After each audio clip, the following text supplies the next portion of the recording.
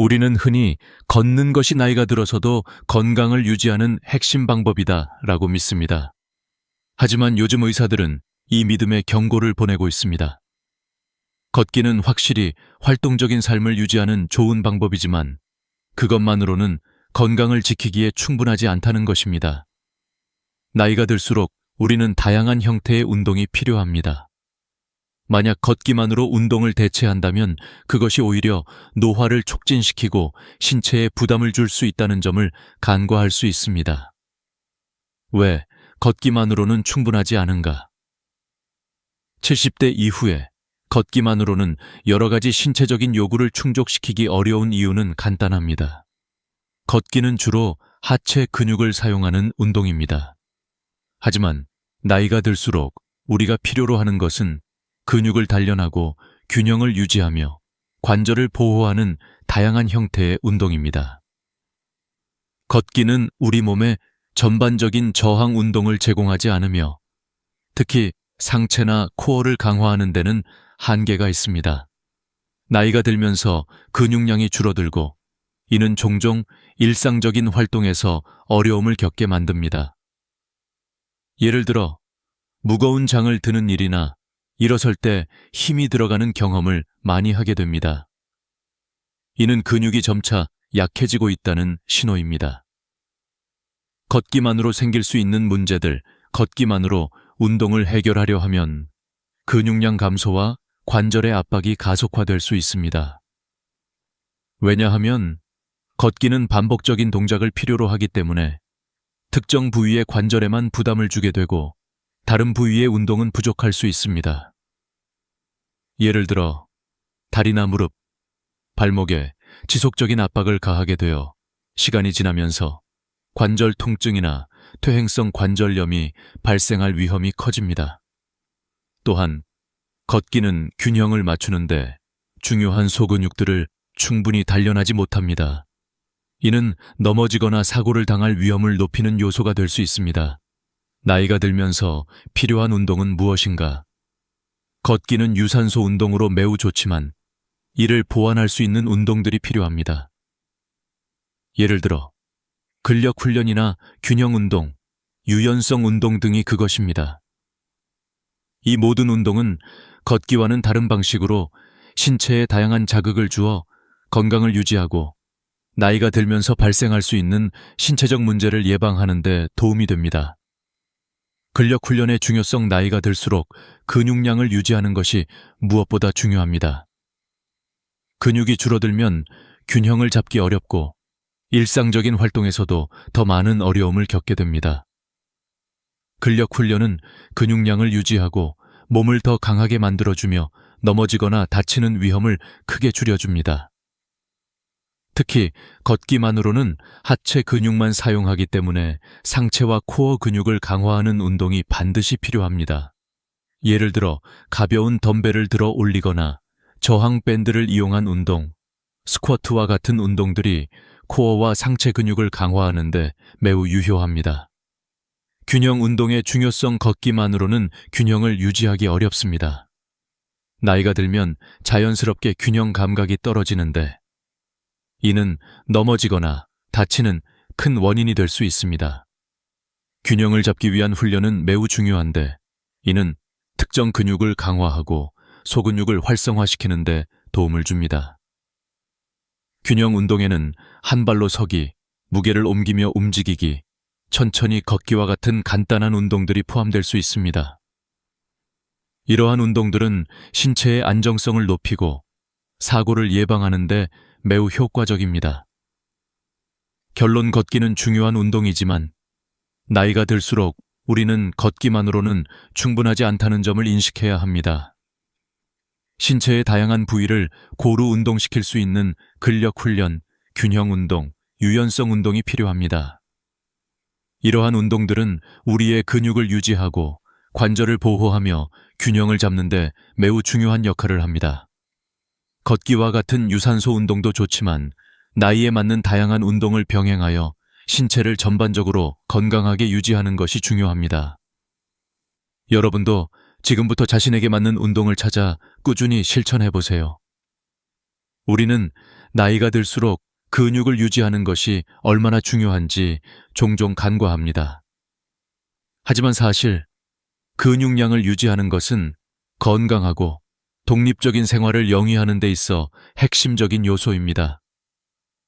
많은 사람들이 걷기만 하면 충분히 건강을 유지할 수 있다고 생각하지만 사실 걷기만으로는 근육을 효과적으로 유지할 수 없습니다. 나이가 들수록 우리 몸은 자연스럽게 근육을 잃기 시작하며 이를 sarcopenia라고 부릅니다. 사르코페니아는 근육량이 점차적으로 감소하는 상태로 이는 신체 기능을 저하시킬 뿐만 아니라 낙상이나 부상의 위험을 높이는 주요 원인 중 하나입니다.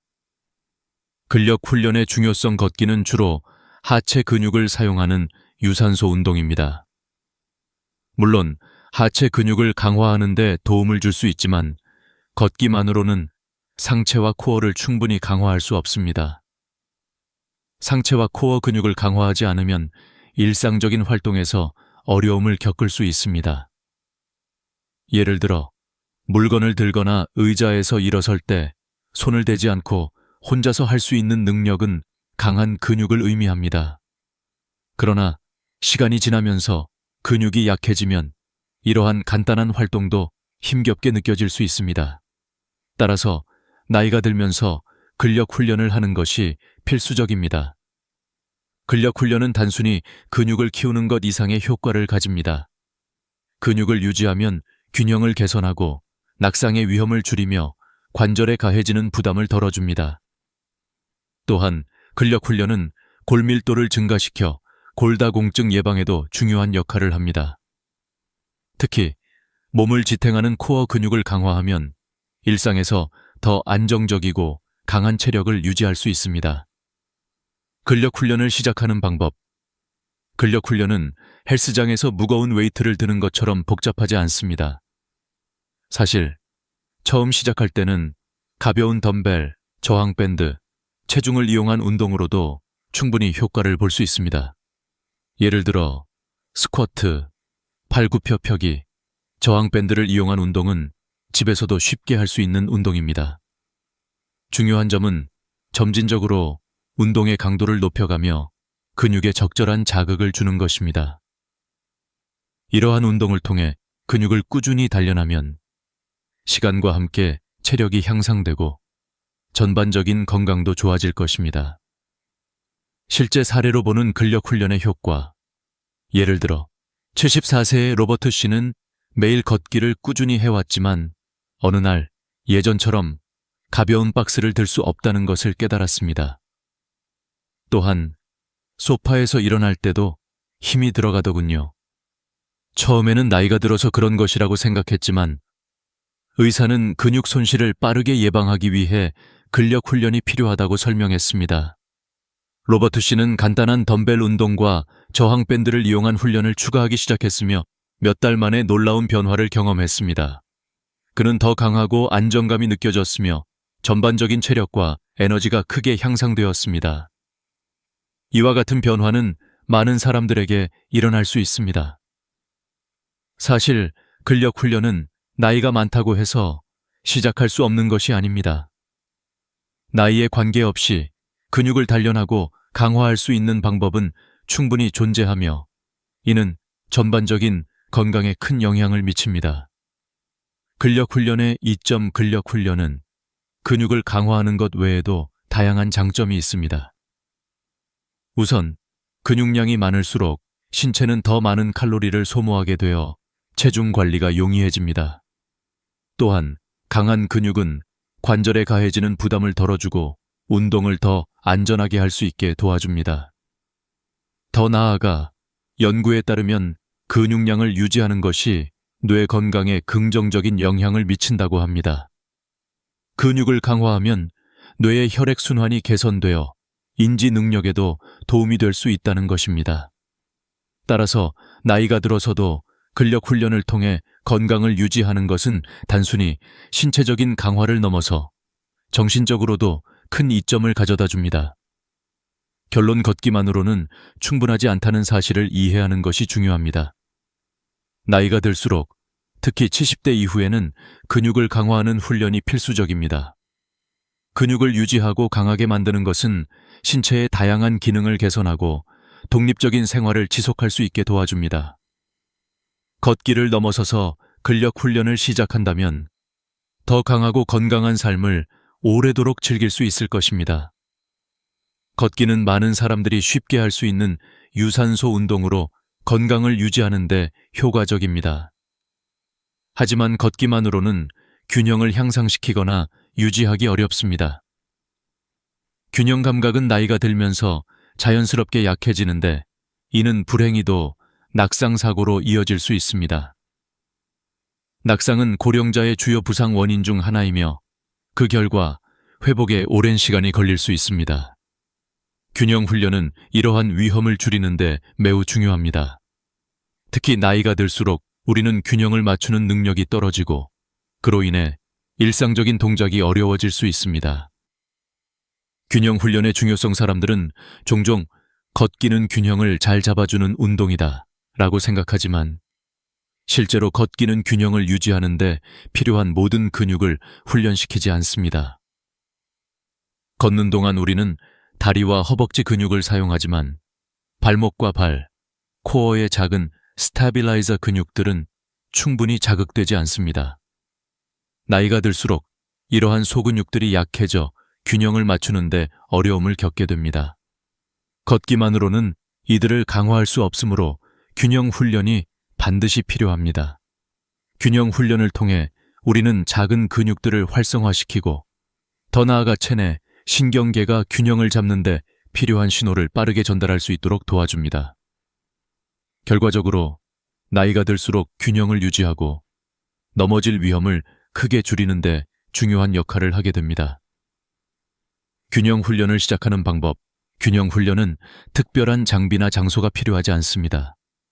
간단한 운동으로도 충분히 효과를 볼 수 있습니다. 예를 들어 한 발로 서기, 발끝과 발꿈치를 맞추어 걷는 훈련, 균형을 맞추기 위한 천천히 이동하는 연습 등이 있습니다. 이러한 기본적인 균형 운동들은 신체의 중심을 잡아주고 발목과 발의 근육을 강화하는 데 매우 유효합니다. 또한 이를 통해 몸의 각 부분을 의식적으로 조절하면서 안정성을 높일 수 있습니다. 실제 사례로 보는 균형 훈련의 효과. 예를 들어 76세의 에드워드 씨는 평소 매우 활동적이었지만 어느 날 길을 걷다가 발을 잘못 디디면서 균형을 잃고 넘어질 뻔한 상황이 발생했습니다. 그가 발을 잘못 디딘 후 그 순간 자신이 얼마나 불안정한 상태에 있었는지 깨달았고 균형 훈련의 필요성을 실감했습니다. 에드워드 씨는 균형 운동을 시작하면서 한 발로 서는 훈련과 측면으로 체중을 이동하는 운동 등을 꾸준히 해왔습니다. 몇 주 만에 그는 균형이 더 좋아졌고 더 안정된 상태로 걷고 일상생활에서 자신감을 얻었습니다. 이와 같은 예시는 매우 흔하게 일어날 수 있습니다. 균형 훈련은 나이가 들수록 꼭 필요하며 누구나 쉽게 시작할 수 있는 운동입니다. 작은 변화가 큰 차이를 만들어낼 수 있습니다. 균형 훈련의 이점. 균형 훈련은 단순히 낙상의 위험을 줄이는 것만이 아닙니다. 균형이 좋아지면 자세도 개선되고 몸의 전체적인 안정성이 향상됩니다. 또한 균형 훈련은 몸의 협응력을 높여서 일상적인 활동을 더 쉽게 할 수 있도록 도와줍니다. 예를 들어 균형이 잘 맞는 사람은 길을 걸을 때 넘어질 위험이 적고 팔꿈치나 손목을 쓰지 않고도 쉽게 물건을 들 수 있습니다. 균형은 단순히 넘어지지 않기에 그치지 않고 몸을 보다 효율적으로 움직이고 더 자연스러운 동작을 가능하게 만듭니다. 이러한 이점은 근육 강화와 마찬가지로 전반적인 삶의 질을 향상시킵니다. 더 안정적이고 자신감 있는 움직임은 일상적인 삶을 더 편안하고 즐겁게 만들어줍니다. 결론, 나이가 들면서 균형이 약해지는 것은 자연스러운 현상입니다. 그러나 이를 개선하고 예방할 수 있는 방법은 충분히 존재합니다. 걷기만으로는 부족한 균형 감각을 보완하기 위해 적극적으로 균형 훈련을 시작해야 합니다. 균형 훈련은 누구나 쉽게 할 수 있으며 이로 인해 일상적인 사고를 예방하고 더 나은 건강을 유지할 수 있습니다. 여러분도 지금부터 균형 훈련을 시작해 보세요. 작은 변화를 통해 더욱 안정적인 삶을 살아갈 수 있을 것입니다. 나이가 들면서 우리는 자연스럽게 유연성을 잃기 시작합니다. 유연성의 감소는 일상적인 동작을 수행할 때 불편함을 유발하고 더 나아가 관절에 스트레스를 주어 통증이나 부상의 원인이 될 수 있습니다. 예를 들어 옷을 입거나 무언가를 집으려 할 때 이전처럼 쉽게 움직이지 못한다고 느끼는 경우가 많습니다. 유연성이 떨어지면 이러한 간단한 활동이 어려워지고 그로 인해 신체적인 독립성이 감소하게 됩니다. 그러나 유연성 훈련을 통해 우리는 이 문제를 해결할 수 있습니다. 유연성 훈련의 중요성 걷기는 다리와 발목의 움직임을 도와주지만 전신의 유연성을 키우는 데는 한계가 있습니다. 걷기만으로는 어깨, 목, 허리 등 다른 부위의 유연성을 기를 수 없습니다. 유연성을 유지하는 것은 신체 전반에 걸쳐 중요합니다.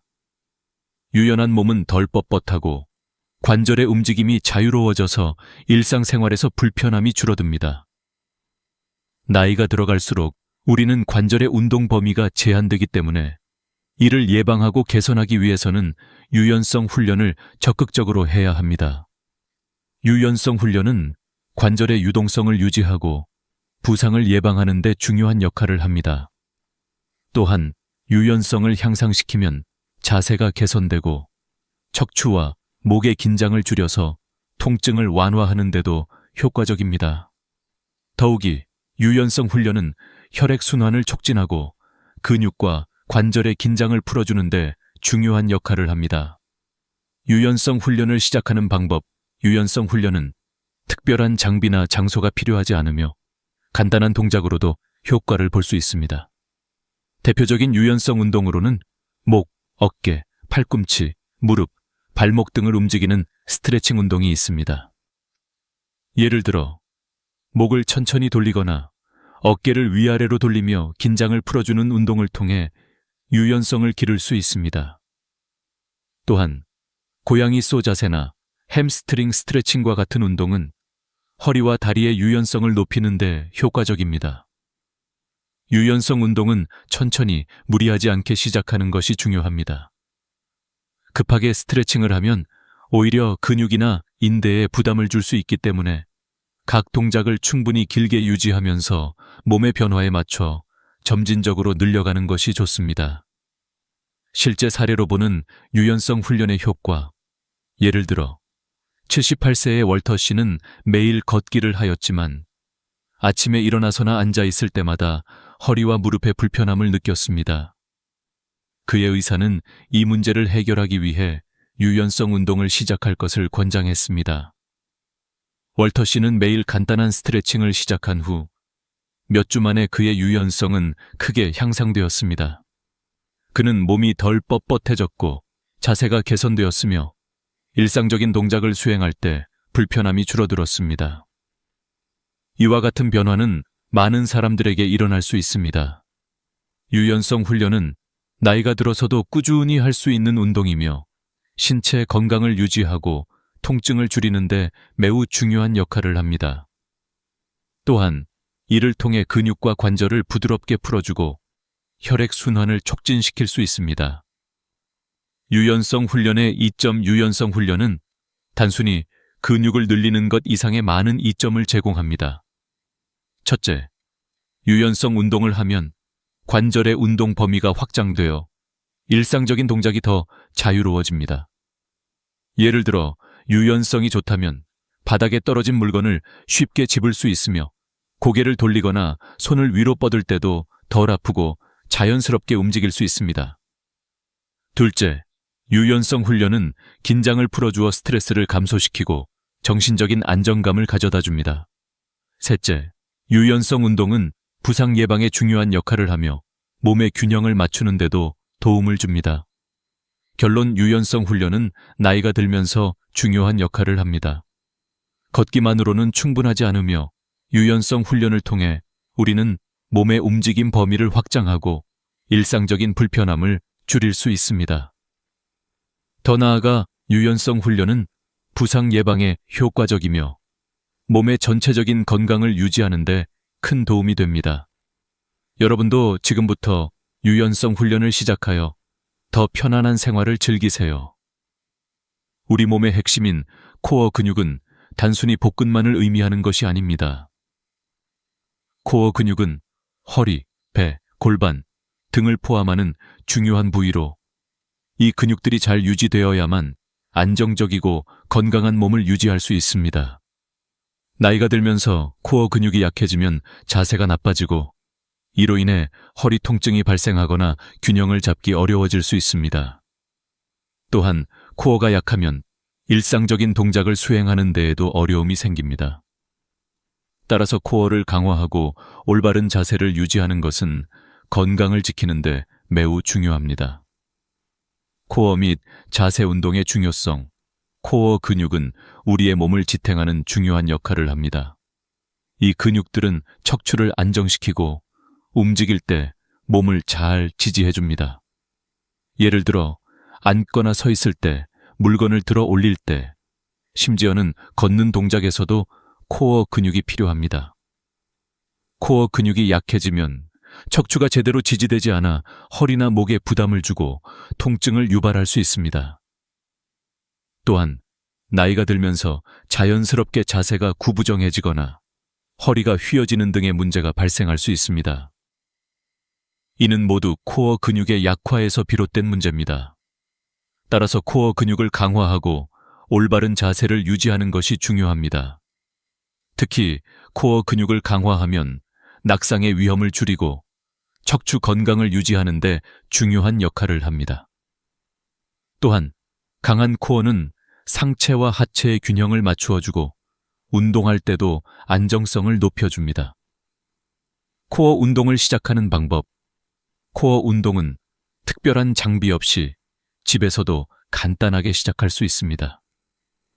가장 기본적인 코어 운동은 플랭크, 복근 운동, 그리고 하체와 상체를 연결하는 운동들이 있습니다. 예를 들어 플랭크는 코어를 강화하는 데 매우 효과적인 운동으로 상체와 하체 근육을 모두 활성화시킵니다. 또한 복근 운동인 크런치나 레그 리프트는 배 근육을 강화하는 데 유용합니다. 이러한 운동들은 척추를 지지하는 근육들을 강화하고 자세를 바로잡는 데 효과적입니다. 코어 운동을 시작할 때 중요한 점은 점진적으로 운동의 강도를 늘려가는 것입니다. 처음에는 짧은 시간 동안 적은 횟수로 시작하여 점차적으로 운동 강도와 시간을 늘려가면 좋습니다. 과도하게 운동을 하게 되면 오히려 근육에 부담을 줄 수 있으므로 천천히 진행하는 것이 중요합니다. 실제 사례로 보는 코어 운동의 효과, 예를 들어 75세의 해롤드 씨는 오랜 시간 동안 걷기만 했지만 점점 허리 통증이 심해졌습니다. 그는 의사에게 상담을 받고 코어 운동을 시작했습니다. 처음에는 복근 운동과 플랭크를 시작했으며 점차적으로 운동의 강도를 높였습니다. 몇 주 후 해롤드 씨는 허리 통증이 현저히 줄어들었고 자세도 더 직립적으로 변했습니다. 그는 운동을 통해 코어 근육이 강화되었고 일상적인 활동에서 더 많은 힘과 안정감을 느꼈습니다. 이와 같은 변화는 많은 사람들에게 일어날 수 있습니다. 코어 근육을 강화하는 것은 허리 통증을 예방하고 더 나아가 전반적인 건강을 개선하는 데 큰 도움이 됩니다. 또한 강한 코어는 운동 중에도 더 효율적이고 안전하게 움직일 수 있게 해줍니다. 코어 운동의 이점. 코어 운동의 가장 큰 이점은 허리 통증을 예방하고 자세를 개선하는 데 도움이 된다는 점입니다. 강한 코어는 척추를 지탱하고 몸의 균형을 잡아줍니다. 또한 코어 근육이 강하면 더 나은 운동 수행을 할 수 있고 일상적인 동작이 더 쉬워집니다. 예를 들어 무거운 물건을 들어 올릴 때 허리 통증 없이 쉽게 할 수 있으며 길을 걸을 때도 더 안정적인 자세를 유지할 수 있습니다. 또한 강한 코어는 운동 중에 발생할 수 있는 부상의 위험을 줄여줍니다. 코어가 약하면 불안정한 자세로 운동을 하게 되어 부상으로 이어질 수 있습니다. 하지만 코어가 강하면 운동 중에도 안정성을 유지하면서 부상의 위험을 줄일 수 있습니다. 결론, 코어 근육은 우리 몸에서 매우 중요한 역할을 하며 나이가 들어서도 이를 강화하는 것이 중요합니다. 코어 운동을 통해 허리 통증을 예방하고 자세를 개선할 수 있습니다. 또한 강한 코어는 일상생활에서 더 나은 움직임과 안정감을 제공합니다. 여러분도 지금부터 코어 운동을 시작해 보세요.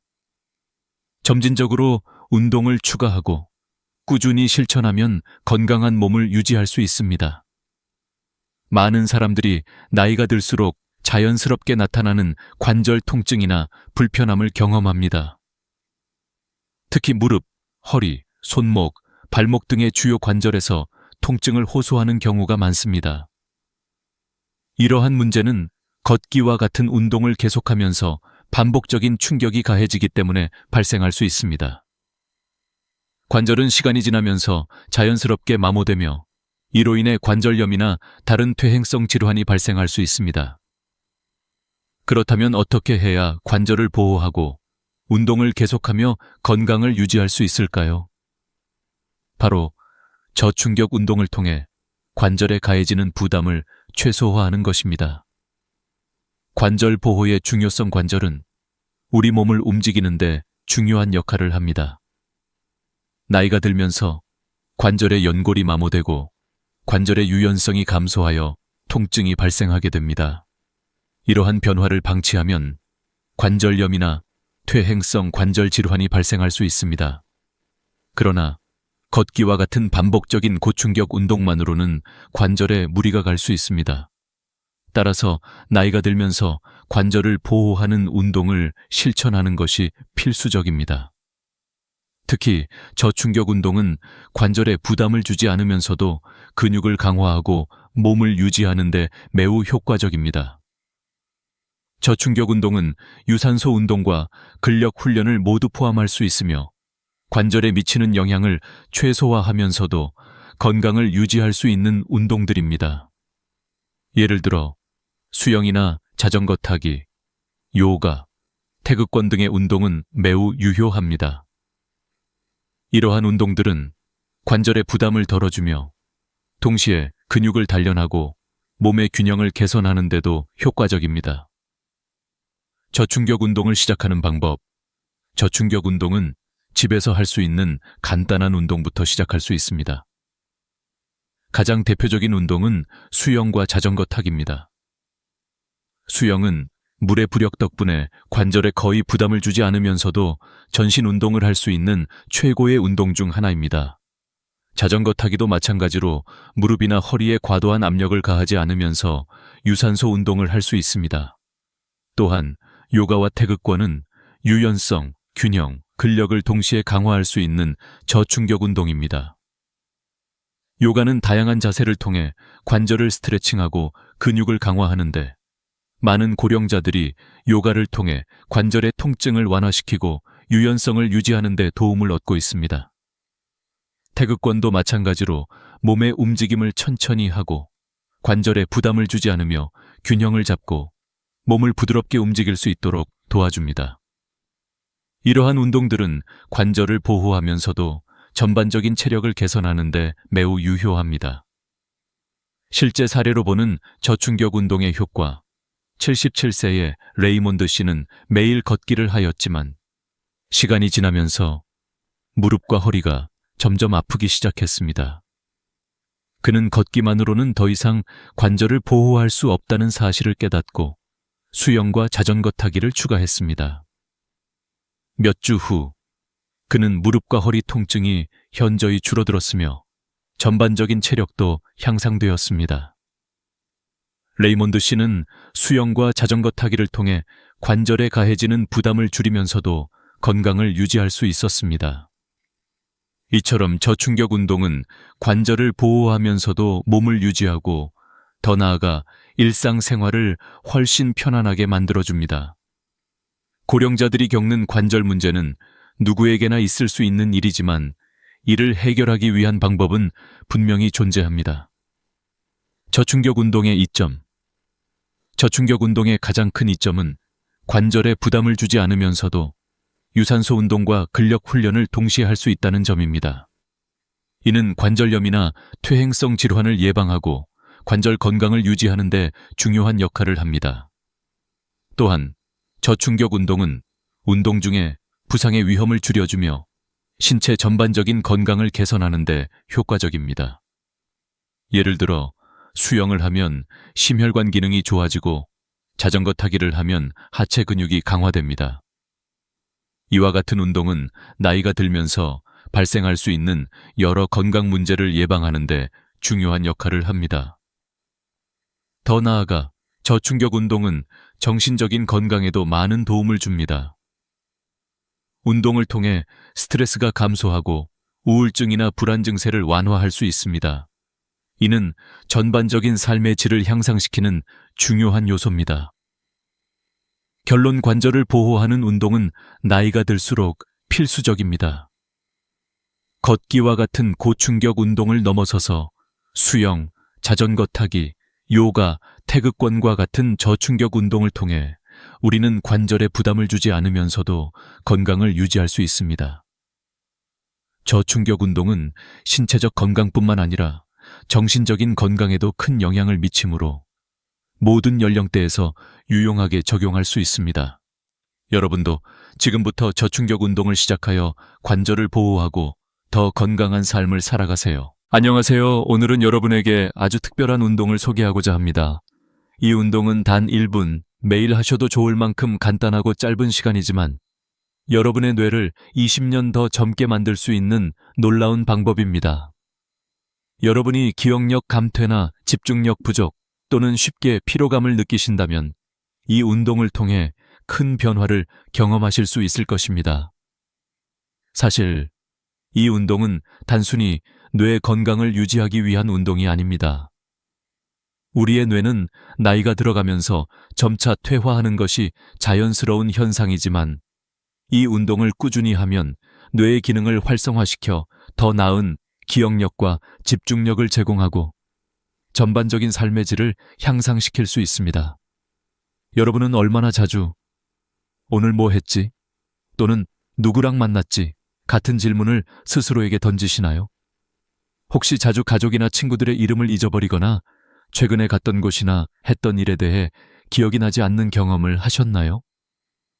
나이가 들어가면서 이러한 현상은 자연스러운 일이라 생각할 수 있습니다. 그러나 사실 이것은 단지 나이가 들었기 때문만은 아닙니다. 뇌의 일부 영역이 충분히 자극되지 않으면 기억력과 인지 능력이 점차 저하될 수 있습니다. 그리고 우리가 그 자극을 주지 않으면 뇌의 기능이 점점 더 퇴화하게 되는 것입니다. 이제 여러분이 나이가 많다고 느끼고 뇌가 퇴화하고 있다는 생각이 들 때마다 잠시 멈추고 생각해 보세요. 정말 내 나이에 뇌가 다 퇴화해버린 걸까? 그렇지 않습니다. 뇌는 평생 가소성을 유지하며 올바른 자극을 주면 나이가 들어서도 여전히 새로운 경로를 형성하고 기억력을 개선하며 더 나은 뇌 기능을 만들 수 있습니다. 이 사실을 깨닫게 되면 이제 무엇을 해야 할지 알게 됩니다. 바로 오늘 소개할 하루 1분 뇌 운동입니다. 이 운동은 매일 1분만 투자하면 여러분의 뇌를 20년 더 젊게 만들 수 있습니다. 이 운동은 단지 1분만 소요되므로 바쁜 일정을 가진 분들도 쉽게 할 수 있는 운동입니다. 이 운동을 꾸준히 하면서 몸과 마음의 변화를 경험하게 될 것입니다. 사실 이 운동은 단순히 운동을 하는 것이 아닙니다. 여러분의 뇌를 깨우는 것입니다. 우리의 뇌는 매우 복잡한 기관으로 다양한 부위가 서로 연관되어 작동합니다. 이러한 뇌의 부위들이 제대로 자극을 받지 않으면 뇌의 기능이 저하될 수 있습니다. 따라서 이 운동은 뇌를 자극하고 뇌의 각 부위들이 활성화되도록 돕는 것입니다. 이 운동을 통해 우리는 뇌의 신경 회로를 자극하고 뇌세포들이 서로 더 잘 소통하도록 만들 수 있습니다.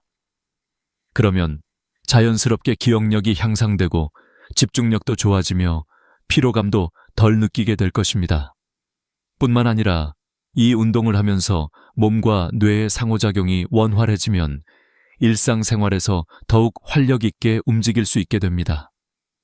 이제 여러분은 이 운동이 실제로 어떤 방식으로 뇌를 자극하고 어떻게 뇌의 기능을 개선할 수 있는지 궁금해지셨을 것입니다. 그렇다면 이 운동의 효과를 과학적으로 이해하는 것이 중요합니다. 뇌의 기능은 단지 나이가 들면서 저하되는 것이 아니라 우리가 얼마나 자주 뇌를 자극하고 활용하는지에 따라 달라집니다. 그래서 이 운동은 나이와 상관없이 누구나 시작할 수 있는 운동이며 특히 50대 이상의 중년 이상 분들에게 매우 유익합니다. 우리는 보통 나이가 들수록 기억력과 집중력에 대한 걱정이 많아집니다. 특히 60대 이후에는 더 이상 예전처럼 기억력이 뛰어나지 않다는 생각에 자주 걱정이 되기도 합니다. 하지만 이 운동은 그 걱정을 덜어줄 수 있는 방법입니다. 매일 1분씩 이 운동을 실천하는 것만으로도 여러분의 뇌는 점차 더 나아질 것입니다. 더 나아가 이 운동을 통해 여러분은 더 나은 인지 능력, 더 뛰어난 기억력, 그리고 피로 없는 삶을 즐길 수 있게 될 것입니다. 이 운동이 어떤 운동인지, 그리고 어떻게 진행되는지에 대해서는 이제 차근차근 설명드리겠습니다. 그 전에 한 가지 더 말씀드리고 싶은 점은 이 운동이 실제로 매우 간단하다는 점입니다. 복잡한 동작이나 특별한 기구가 필요 없으며 언제 어디서든 쉽게 할 수 있는 운동입니다. 여러분이 집에서 편안하게 앉아 있을 때도 혹은 사무실에서 잠시 쉬는 시간에라도 쉽게 실천할 수 있습니다. 이 운동을 통해 여러분은 매일 뇌를 자극하고 그 자극이 쌓여 점차 뇌의 기능이 회복되고 강화되는 과정을 경험하게 될 것입니다. 이제 이 운동이 실제로 어떻게 이루어지는지, 그리고 왜 이렇게 간단한 운동이 뇌에 큰 변화를 가져올 수 있는지 설명해 드리겠습니다. 계속해서 따라와 주세요. 이제 우리가 소개할 운동은 간단하지만 그 효과는 매우 큽니다. 뇌의 활성화를 돕기 위해 우리는 특정 신체 부위를 자극하는 운동을 수행할 것입니다. 그 첫 번째 동작은 바로 발가락 움직이기 운동입니다. 이 운동은 매우 간단하지만 발가락을 움직이는 것만으로도 뇌에 큰 자극을 줄 수 있다는 사실을 알고 계셨나요? 발가락과 뇌는 놀랍도록 긴밀한 관계를 맺고 있으며 발을 움직이는 것만으로도 뇌의 중요한 부분이 활성화됩니다. 발가락 운동의 효과. 발가락을 움직이는 것은 단순히 발의 근육을 자극하는 것 이상의 효과를 가져옵니다. 발가락과 뇌의 연결 고리에는 중요한 신경망이 존재합니다. 발을 움직일 때 뇌의 감각운동 피질이 활성화되며 이는 기억력, 집중력, 그리고 균형 감각에 매우 중요한 역할을 합니다. 연구에 따르면 발가락을 움직이는 것만으로도 뇌의 일부 영역이 자극을 받아 뇌의 혈액순환이 향상되고 그로 인해 뇌의 기능이 강화된다고 합니다. 실제로 도쿄대학교에서 진행된 연구에서는 발가락 운동을 3주간 지속적으로 수행한 사람들의 균형 감각과 기억력, 그리고 집중력이 현저히 향상되었다는 결과가 있었습니다. 발가락 운동이 뇌에 미치는 긍정적인 영향을 증명하는 연구 결과들 덕분에 이 운동은 많은 사람들에게 권장되고 있습니다. 운동 방법. 이 운동은 의자에 앉아서 간단하게 할 수 있습니다. 먼저 의자에 앉아 양쪽 발을 편안하게 놓습니다. 그런 다음 발가락을 위로 들어 올리며 5초간 유지한 후 발가락을 아래로 내리며 5초간 다시 눌러줍니다.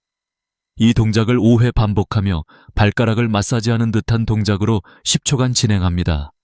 마무리로 발가락을 좌우로 넓히고 모은 후 이를 10초간 반복합니다.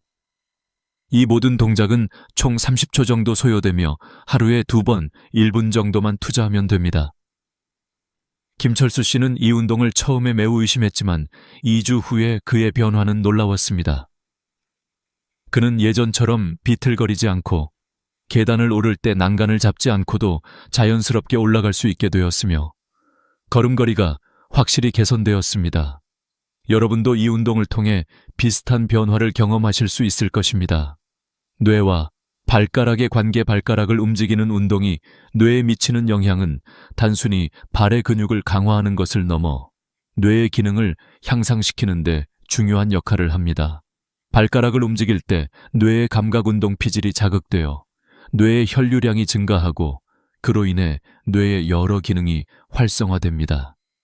또한 발가락을 움직이는 것만으로도 뇌의 균형을 조절하는 능력이 향상되며 이는 나이가 들면서 균형 감각이 떨어지는 것을 예방하는 데 큰 도움이 됩니다.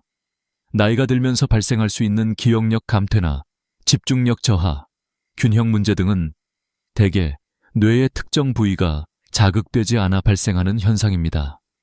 발가락 운동을 통해 이 부위를 자극하면 뇌의 활성화가 이루어지고 그 결과 기억력과 집중력, 균형 감각이 개선될 수 있습니다. 이러한 변화는 뇌의 건강을 유지하는 데 매우 중요하며 지속적인 자극을 통해 더 나은 인지 기능을 유지할 수 있습니다. 운동의 실용성. 이 운동의 가장 큰 장점은 바로 누구나 쉽게 할 수 있다는 점입니다. 바쁜 일정을 보내고 있는 사람들도 짧은 시간 내에 할 수 있으며 특별한 기구나 도구가 필요하지 않아서 집에서도 언제든지 할 수 있습니다. 게다가 이 운동은 매우 간단하여 다른 사람들과 함께 할 때도 부담 없이 진행할 수 있습니다. 예를 들어 가족들과 함께 시간을 보낼 때 다 함께 이 운동을 하며 뇌 건강을 챙길 수 있습니다. 또한 이 운동은 몸과 마음의 연결을 더욱 강화시키는 효과가 있습니다. 발을 움직이는 것이 단순한 신체 운동이지만 뇌와 신체가 서로 연결되어 있다는 사실을 인식하게 됩니다. 뇌를 자극하는 운동이 바로 신체 운동을 통해 이루어지므로 일상생활에서 자주 사용하는 부위들을 자극하여 뇌의 기능을 개선할 수 있습니다. 이제 발가락 운동에 대해 충분히 이해하셨다면 다음 단계로 넘어가겠습니다. 이 운동은 단지 시작에 불과하며 나머지 운동들도 함께 실천함으로써 뇌 건강을 더욱 강화할 수 있습니다. 그럼 이제 다른 운동을 소개해드리겠습니다.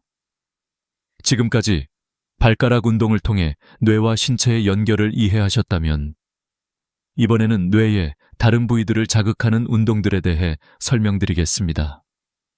여러분이 기억력 향상과 집중력 증진을 원하신다면 발가락 운동 외에도 목, 혀, 그리고 귀 운동이 중요한 역할을 합니다. 이러한 운동들은 뇌의 다양한 부위를 자극하여 뇌의 혈액순환을 촉진시키고 그 결과로 기억력과 집중력, 그리고 전반적인 인지 기능이 향상됩니다. 목 돌리기 운동. 뇌 혈류 증가 목을 돌리는 운동은 매우 간단하지만 뇌에 중요한 영향을 미칩니다. 목에는 뇌로 가는 혈액이 흐르는 중요한 경로들이 있습니다. 우리가 목을 잘 돌리지 않거나 경직된 상태로 있으면 뇌로 가는 혈액 공급이 원활하지 않을 수 있습니다. 이때 목을 부드럽게 돌리는 운동은 뇌로 가는 혈류를 증가시키고 그 결과 뇌에 필요한 산소와 영양분이 원활히 공급됩니다. 연구에 따르면 서울대학교 의과대학에서 진행된 연구에서는 목 운동을 2주간 꾸준히 한 사람들의 뇌 혈류량이 크게 증가했다는 결과가 있었습니다. 이로 인해 해당 연구에 참여한 사람들은 기억력과 집중력이 향상되었으며 머리가 맑아지는 효과를 경험할 수 있었습니다. 목 운동의 방법은 매우 간단합니다. 먼저 의자에 편안하게 앉아 어깨를 내리고 천천히 목을 오른쪽으로 돌립니다. 이때 너무 아프지 않은 범위에서 5초간 유지한 후 천천히 중앙으로 돌아옵니다. 그런 다음 같은 방법으로 왼쪽으로 돌리고 그 후에는 위쪽과 아래쪽으로 고개를 돌리며 5초씩 유지합니다. 이 운동은 30초 정도 소요되며 하루 2번 반복하면 좋습니다. 목을 부드럽게 돌리는 것만으로도 뇌로 가는 혈류가 증가하고 뇌세포가 더욱 활발하게 작용하게 됩니다. 이 운동을 통해 뇌의 인지 기능이 강화되고 머리가 맑아지며 집중력도 향상될 수 있습니다. 혀 운동. 뇌 언어 중추 자극 다음은 혀 운동입니다. 혀는 우리 몸에서 뇌와 가장 많이 연결된 신경을 가지고 있는 부위입니다. 혀를 움직이는 것만으로도 뇌의 언어 중추가 자극되어 말하기, 기억하기, 사고하는 능력이 향상됩니다. 특히 나이가 들면서 말이 잘 나오지 않거나 단어를 기억하지 못하는 경우가 많습니다.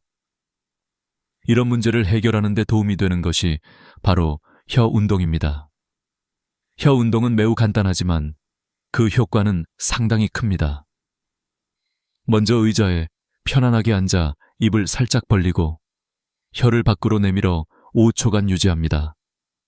그런 다음 혀를 왼쪽과 오른쪽으로 내밀며 각각 5초간 유지한 후 혀를 입천장에 힘껏 누릅니다.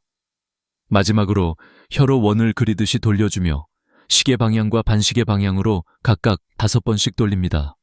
이러한 혀 운동을 통해 언어 중추를 자극하면 말하기 능력과 함께 기억력과 사고 능력도 개선됩니다.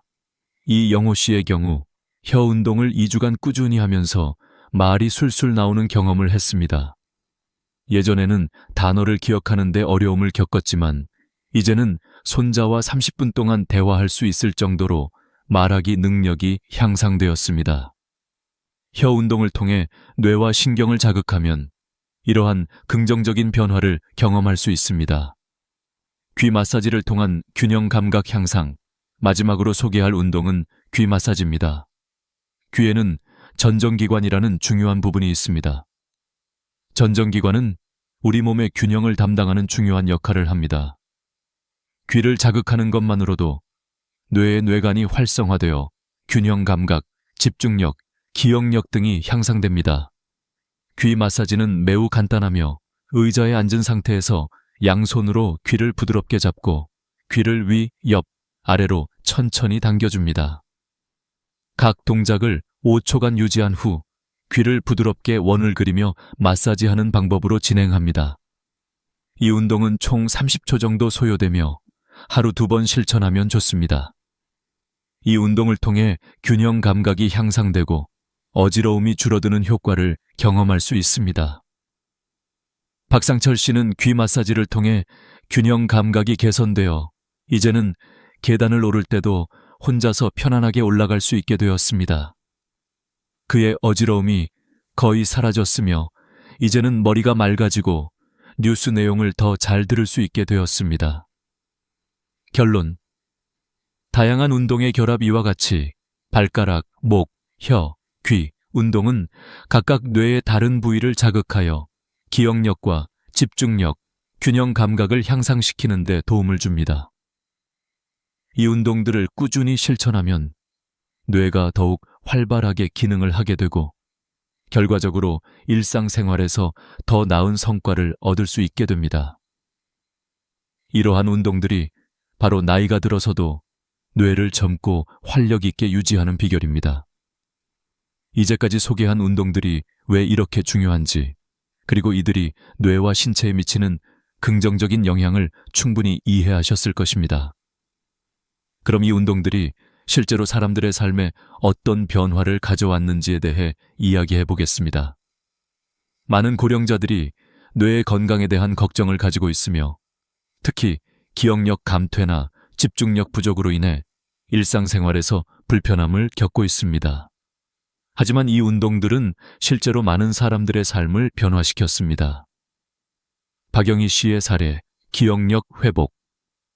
박영희 씨는 72세로 기억력 저하로 인한 문제를 겪고 있었습니다. 어느 날 마트에서 며느리를 만났지만 그녀의 이름을 기억할 수 없었습니다. 20년 넘게 함께 지내온 며느리의 이름을 잊어버린 것에 대해 매우 당황한 박영희 씨는 제 진료실을 찾아왔습니다. 그때 저는 그녀에게 하루 1분씩 간단한 운동을 하라고 권유했습니다. 3주 뒤 박영희 씨는 놀라운 변화를 경험했습니다. 그녀는 이제 며느리의 이름뿐만 아니라 손주들의 친구들의 이름까지 정확히 기억할 수 있게 되었습니다. 박영희 씨는 그 운동이 자신의 기억력을 되살리는데 큰 도움이 되었다고 말했습니다. 박영희 씨처럼 기억력 저하나 집중력 부족에 대한 걱정을 갖고 있는 분들에게 이 운동은 매우 유효한 해결책이 될 수 있습니다. 이 운동들이 뇌의 기능을 자극하고 뇌의 혈류를 증가시켜 뇌 세포들이 활발하게 움직이게 만들기 때문에 기억력 회복은 물론 일상생활에서의 효율성도 높아질 수 있습니다. 김철수 씨의 변화, 균형 감각 향상 다음으로 김철수 씨의 이야기를 소개하겠습니다. 김철수 씨는 73세로 걷는데 어려움을 겪고 있었습니다. 계단을 오르내릴 때마다 난간을 잡고 걷고 걸음걸이가 불안정했으며 균형을 잡는데 힘들어했습니다. 그는 이 운동이 실제로 효과가 있을지 의심스러워했지만 매일 1분씩 꾸준히 발가락 운동을 실천했습니다. 2주 후 김철수 씨는 다시 저를 찾아와 큰 변화를 보여주었습니다. 그는 이제 계단을 올라갈 때 난간을 잡지 않고도 안정적으로 오를 수 있었고 걸음걸이가 많이 개선되었습니다. 김철수 씨는 이 운동을 하면서 균형 감각이 크게 향상되었어요. 이제는 걷는 것도 훨씬 자연스러워졌습니다. 라고 말했습니다. 김철수 씨의 사례에서 볼 수 있듯이 발가락 운동과 같은 간단한 운동이 실제로 균형 감각을 향상시키고 뇌의 활성화를 도와주기 때문에 고령자들이 일상적인 동작을 할 때 큰 변화를 경험할 수 있습니다. 특히 균형 감각이 중요한 고령자들에게 이 운동은 큰 도움이 될 수 있습니다. 이선자 씨의 경험, 뇌 혈류 개선. 이선자 씨는 70세로 목이 뻣뻣하여 고개를 돌리는 것조차 어려워했습니다. 그녀는 아침에 일어나면 목이 돌덩이처럼 굳어 있어 다른 방향으로 고개를 돌리는데 많은 시간이 걸렸습니다. 하지만 그녀도 목 돌리기 운동을 매일 실천하기 시작했습니다. 일주일 후 이선자 씨는 고개를 자유롭게 돌릴 수 있게 되었고 머리가 맑아지고 기분도 좋아졌다고 말했습니다. 그녀는 목 운동을 시작한 후 머리가 더 맑아졌고 예전에는 드라마의 줄거리를 잘 기억하지 못했지만 이제는 등장인물의 이름까지 기억할 수 있게 되었습니다. 라고 했습니다. 이선자 씨의 경험은 목 운동이 뇌 혈류량을 증가시키고 뇌 기능을 개선하는데 얼마나 중요한지 잘 보여줍니다. 목 운동을 통해 뇌로 가는 혈액 공급이 원활해지고 그로 인해 기억력과 집중력, 심지어는 기분까지 좋아질 수 있습니다. 이러한 변화를 경험하면서 이선자 씨는 다시 자신감을 얻고 일상생활에서 더 많은 활력을 느끼게 되었습니다. 혀 운동, 말하기 능력 향상. 마지막으로 혀 운동을 통해 말하기 능력이 향상된 이영호 씨의 이야기를 소개하겠습니다. 이영호 씨는 75세로 말을 할 때 자주 더듬거리고 단어를 기억하지 못해 큰 불편함을 겪고 있었습니다. 가족들과 대화할 때마다 좌절감을 느꼈지만 혀 운동을 시작한 후 큰 변화를 겪었습니다. 2주 후 이영호 씨는 명확하게 말을 할 수 있었고 손자와 30분 동안 대화를 나눌 수 있을 정도로 말하기 능력이 개선되었습니다. 이영호 씨는 이 운동을 하고 나서 말이 술술 나와요. 이제는 기억이 잘 안 나던 단어들이 다시 떠오르고 기분이 훨씬 좋아졌어요. 라고 말했습니다. 이영호 씨의 경험은 혀 운동이 단지 말하기 능력만 향상시키는 것이 아니라 뇌의 언어 중추를 자극하여 전반적인 뇌 기능을 개선하는 데 얼마나 중요한 역할을 하는지 보여줍니다. 혀 운동을 통해 말하기 능력뿐만 아니라 기억력과 사고력까지 향상될 수 있음을 알 수 있습니다. 결론. 운동의 실제 변화 위에서 소개한 사례들은 단지 몇 가지 예에 불과합니다. 이 운동들은 고령자들에게 뇌 건강을 유지하고 기억력과 집중력을 향상시키는 데 매우 효과적입니다. 박영희 씨, 김철수 씨, 이선자 씨, 이영호 씨 모두 매일 1분씩 간단한 운동을 실천한 후 눈에 띄게 개선된 모습을 보였습니다.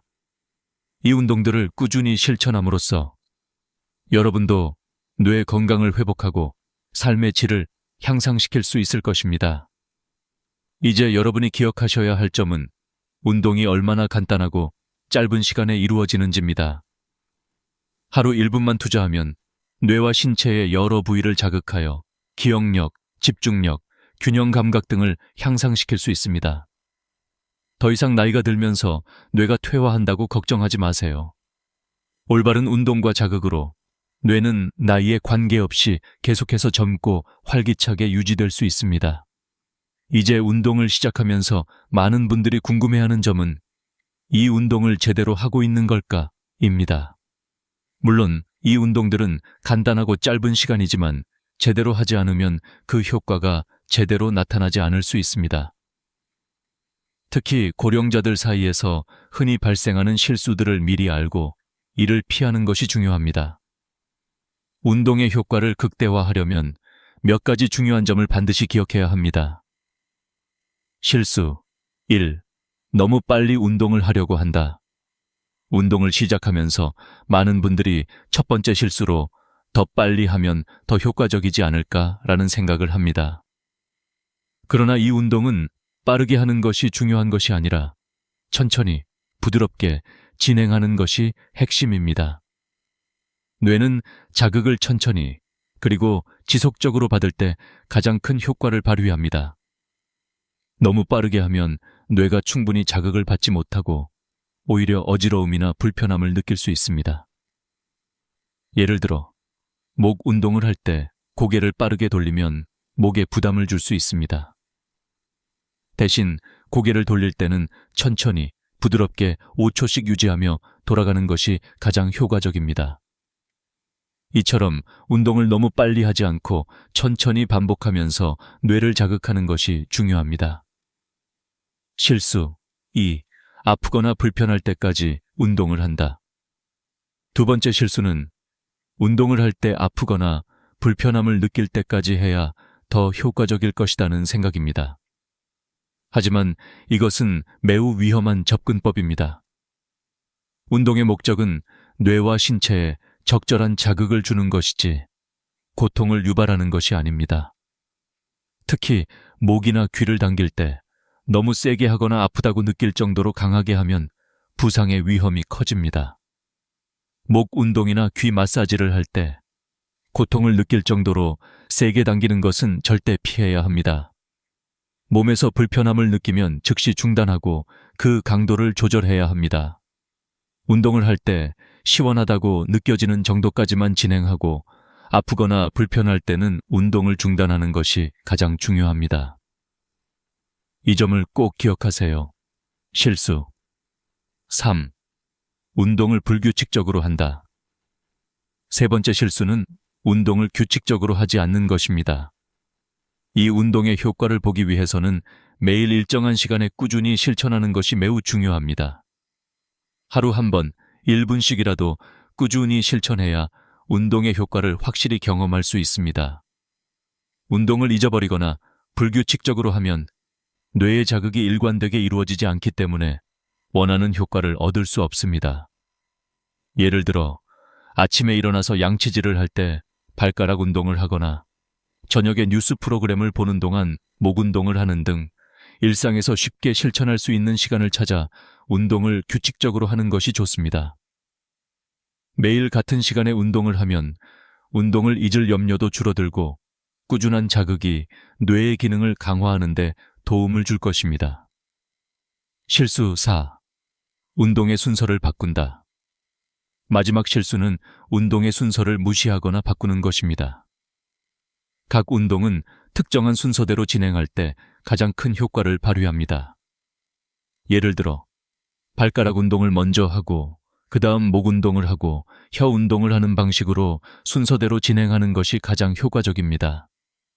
운동의 순서를 바꾸거나 건너뛰면 뇌의 특정 부위가 자극되지 않거나 자극이 충분히 이루어지지 않을 수 있습니다. 각 운동의 순서는 뇌의 여러 부위를 자극하고 그 부위들이 서로 연관되어 제대로 작동하도록 돕습니다. 따라서 각 운동을 제시된 순서대로 진행하는 것이 매우 중요합니다. 실수 5. 운동 후 휴식을 취하지 않는다. 운동 후에는 반드시 휴식을 취하는 것도 중요합니다. 운동을 하면서 뇌가 자극을 받고 활성화되지만 그 후에는 잠시 쉬면서 뇌가 그 자극을 처리하고 흡수할 시간을 주어야 합니다. 너무 바로 활동을 시작하거나 지나치게 움직이면 뇌가 과도하게 자극을 받게 되어 효과가 반감될 수 있습니다. 운동 후에는 잠깐의 휴식 시간을 가지며 뇌가 충분히 회복할 수 있도록 돕는 것이 좋습니다. 실수를 피하고 운동 효과 극대화하기, 이 모든 실수를 피하면서 운동을 꾸준히 실천하면 그 효과는 매우 강력하고 빠르게 나타날 것입니다. 발가락, 목, 혀, 귀 운동을 각 부위에 맞게 정확하게 실행하고 적절한 속도로 천천히 자극을 주며 꾸준히 실천하는 것이 가장 중요합니다.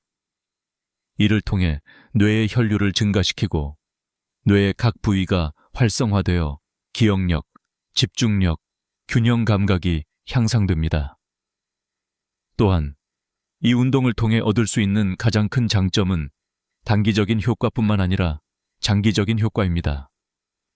매일 1분씩 운동을 실천하는 것만으로도 여러분은 3주 후에 놀라운 변화를 경험할 수 있습니다. 그리고 그 변화를 유지하기 위해서는 꾸준히 그리고 정확하게 운동을 진행하는 것이 중요합니다. 결론 여러분, 지금까지 설명드린 대로 이 운동은 매우 간단하면서도 효과적인 방법입니다. 운동을 할 때 실수하지 않도록 주의하고 매일 꾸준히 실천해 보세요. 처음에는 조금 어려울 수 있지만 꾸준히 하면 쉽게 습관이 될 수 있습니다. 뇌의 건강을 위해 그리고 기억력과 집중력을 향상시키기 위해 하루 1분만 투자해 보세요. 이 작은 변화가 여러분의 삶에 큰 영향을 미칠 것입니다. 이제 마지막으로 중요한 점을 말씀드리겠습니다. 이 운동들을 시작하고 나면 꾸준히 실천하는 것이 가장 중요한 부분입니다. 하루 1분 운동이지만 이를 매일 실천하는 것이 뇌 건강을 유지하고 향상시키는 데 큰 영향을 미칩니다. 여러분이 처음에는 이 운동이 간단하고 짧다고 생각할 수 있지만 꾸준히 실천하면 그 효과가 얼마나 크고 긍정적인지 깨닫게 될 것입니다. 그렇다면 왜 꾸준한 실천이 그렇게 중요한지, 그리고 이를 통해 얻을 수 있는 장기적인 이점에 대해 살펴보겠습니다.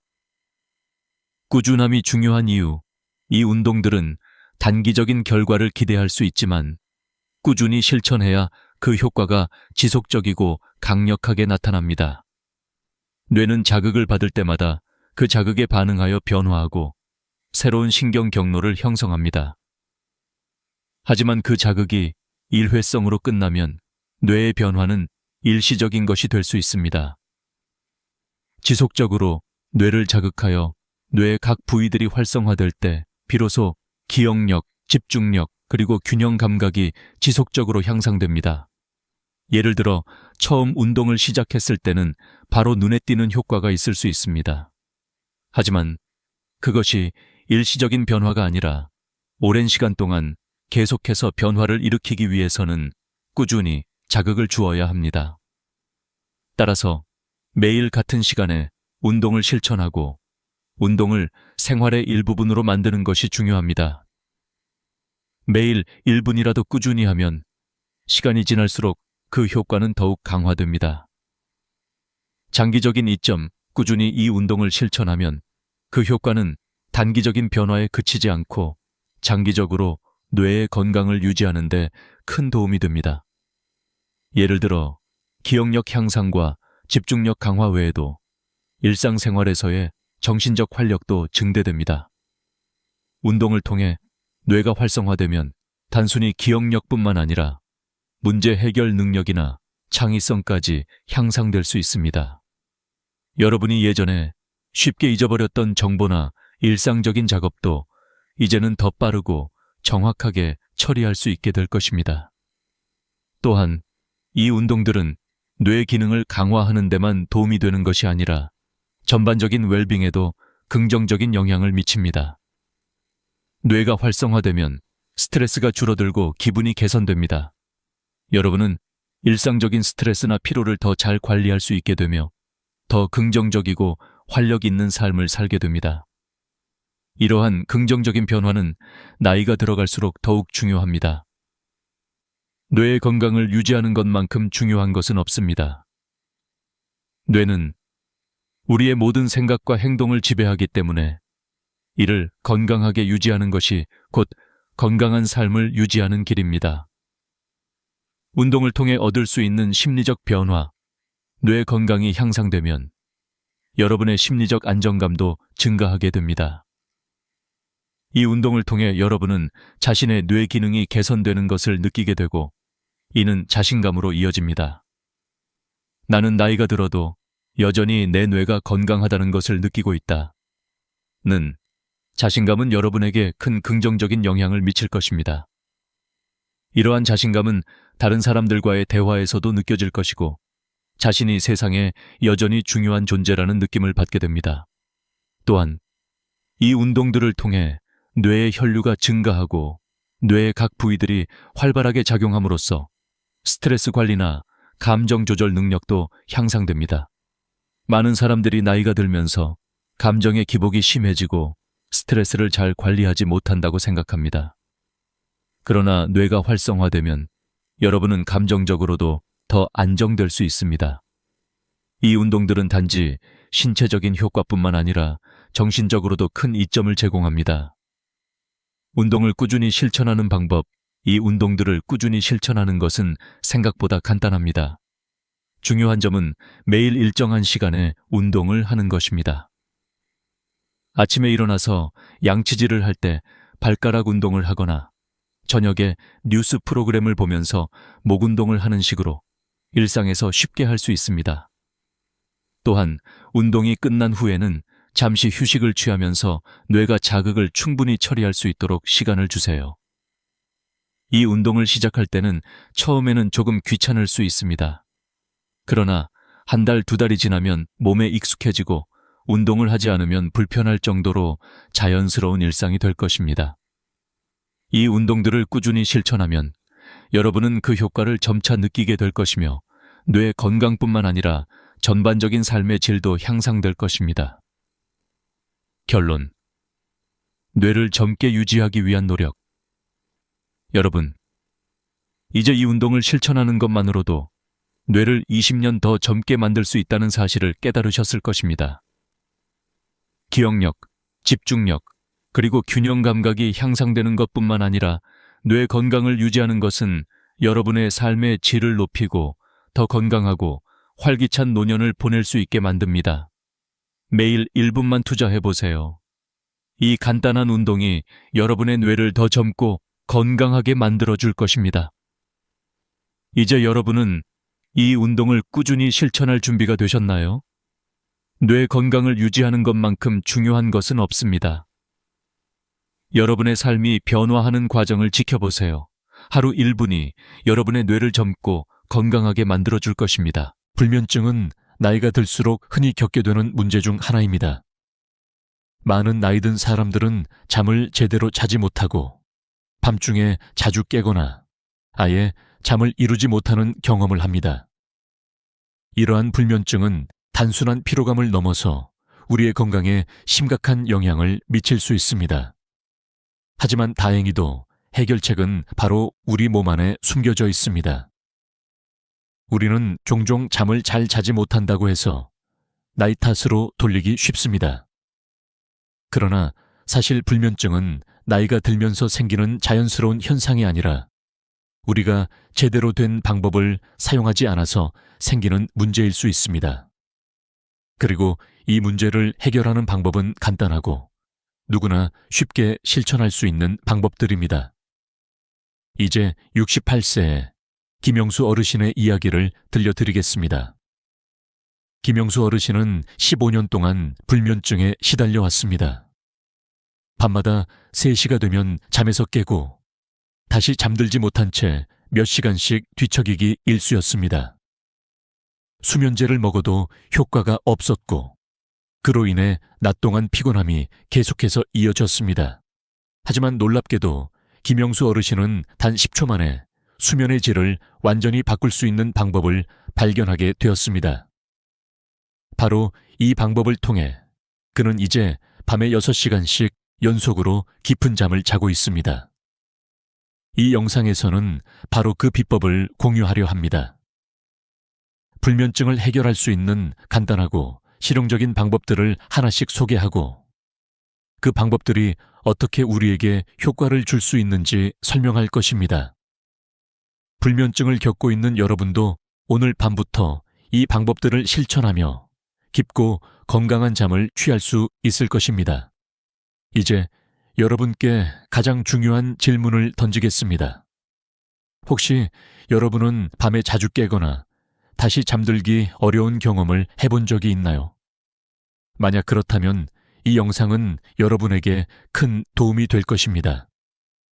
오늘의 이야기는 여러분의 삶을 바꿀 수 있는 중요한 열쇠가 될 수 있습니다. 이제 그 비밀을 하나씩 풀어가겠습니다.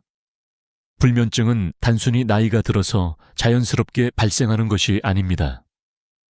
이 문제의 근본적인 원인에는 여러 가지가 있습니다. 그중 가장 중요한 이유는 바로 우리 몸에서 생성되는 수면 호르몬인 멜라토닌의 감소입니다. 멜라토닌은 우리가 자연스럽게 졸음과 피로를 느끼게 하는 호르몬으로 이 호르몬의 분비가 줄어들면서 잠을 이루는데 어려움을 겪게 됩니다. 젊었을 때는 저녁이 되면 자연스럽게 졸음이 밀려왔지만 나이가 들수록 멜라토닌의 분비가 줄어들어 밤늦게까지 맑은 정신을 유지하게 됩니다. 그 결과 깊은 잠을 자지 못하고 피곤함이 계속해서 쌓이게 되죠. 뿐만 아니라 하루 동안의 활동량이 줄어들면서 신체의 에너지가 부족해지고 이로 인해 수면의 질도 낮아지게 됩니다. 또한 나이가 들면서 근육량이 감소하는 것도 큰 원인 중 하나입니다. 근육은 단순히 우리의 신체를 움직이게 하는 기능뿐만 아니라 수면에도 중요한 영향을 미칩니다. 근육이 약해지면 잠의 질이 얕아지며 반대로 근육을 강화하면 더 깊은 잠을 취할 수 있습니다. 이는 많은 연구에서도 확인된 사실입니다. 전통 한의학에서는 수면과 관련하여 몸의 열과 기운의 불균형을 강조합니다. 한의학에 따르면 몸에 열이 많거나 기운이 부족하면 잠을 이루지 못한다고 합니다. 그런데 이와 관련된 흥미로운 사실은 우리가 수면의 질을 개선할 수 있는 숨겨진 방법이 바로 이 기운을 다스리는 데 있다는 것입니다. 근육과 수면은 밀접하게 연관되어 있으며 이를 통해 우리는 건강한 수면을 취할 수 있습니다. 이제 이 연결고리를 이해한 후 어떻게 실생활에서 이를 적용할 수 있을지에 대해 구체적으로 알아보겠습니다. 예를 들어 72세의 박순자 할머니는 매일 새벽 2시, 4시에 자주 깨며 화장실을 가고 나면 다시 잠들지 못하는 경험을 했습니다. 수면제를 복용해도 효과가 없었고 8년 동안 이런 문제를 겪었습니다. 하지만 박 할머니는 제가 알려준 간단한 운동을 통해 수면에 큰 변화를 겪었습니다.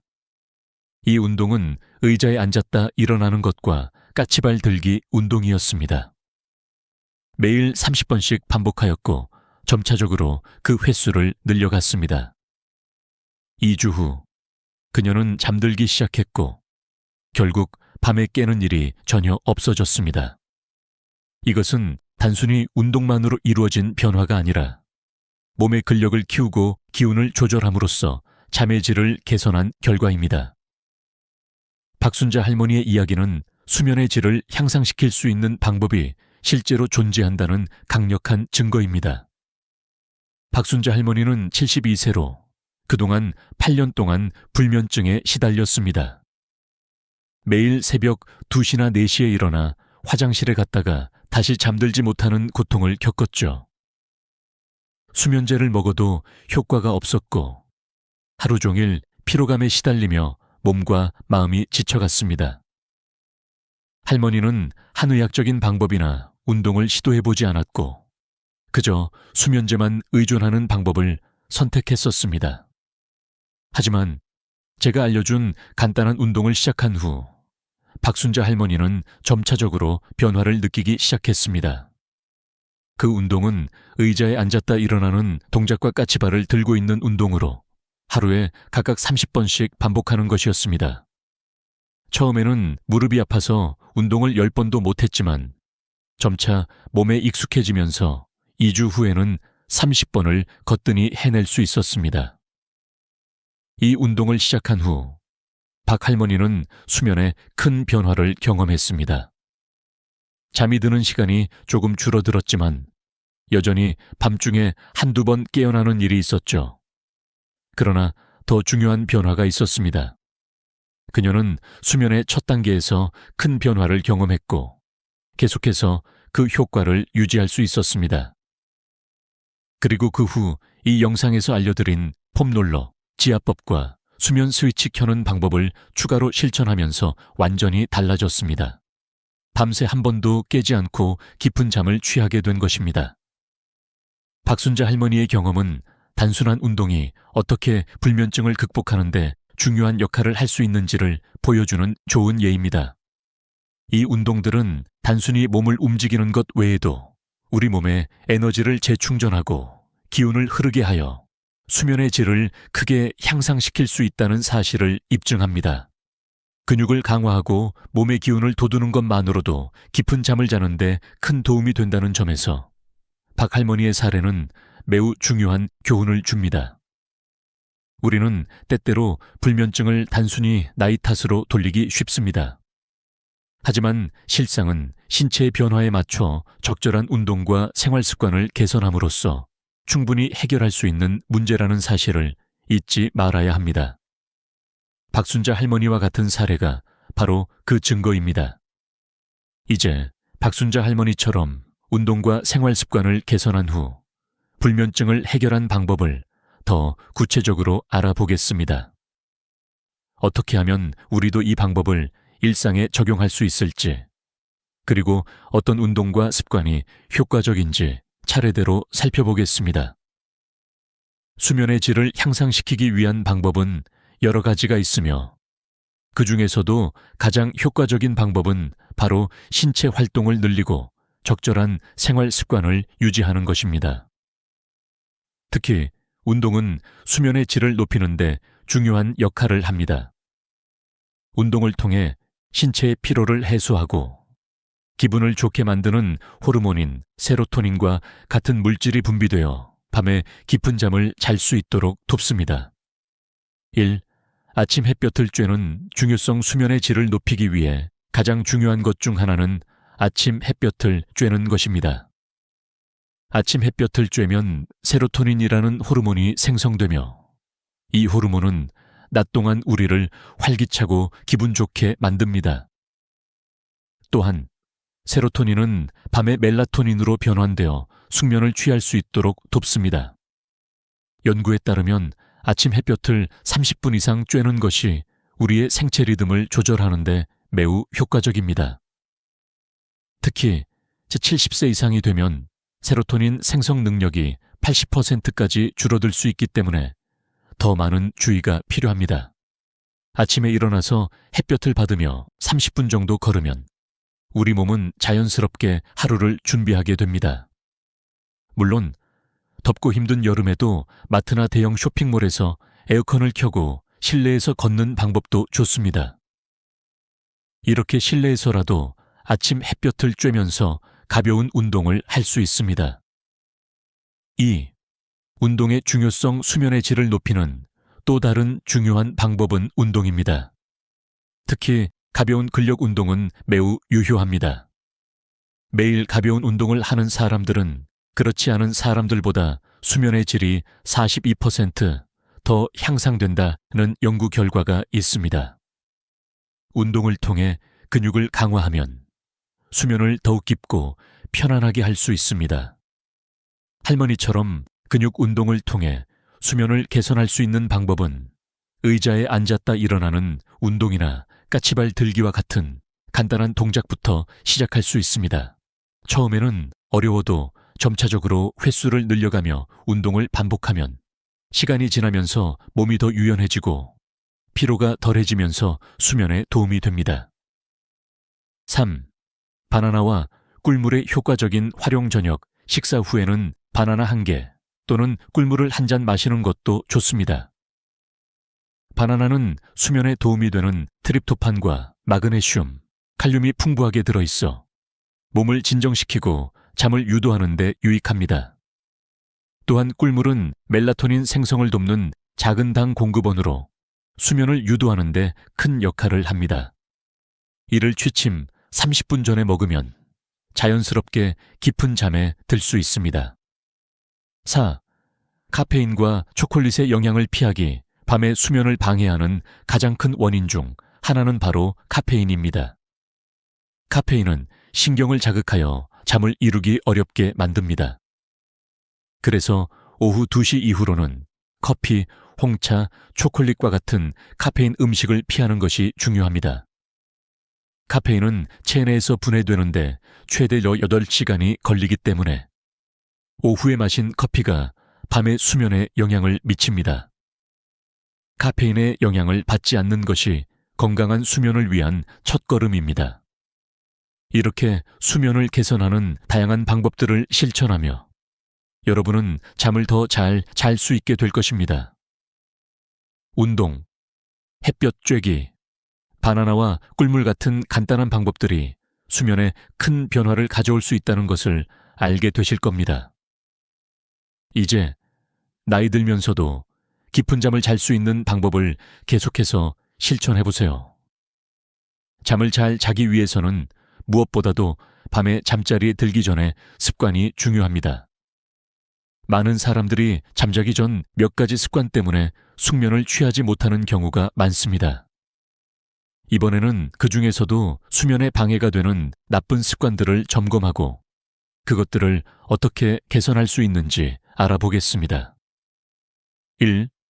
스마트폰 사용. 요즘 많은 사람들이 잠자기 전 스마트폰을 사용하며 시간을 보냅니다.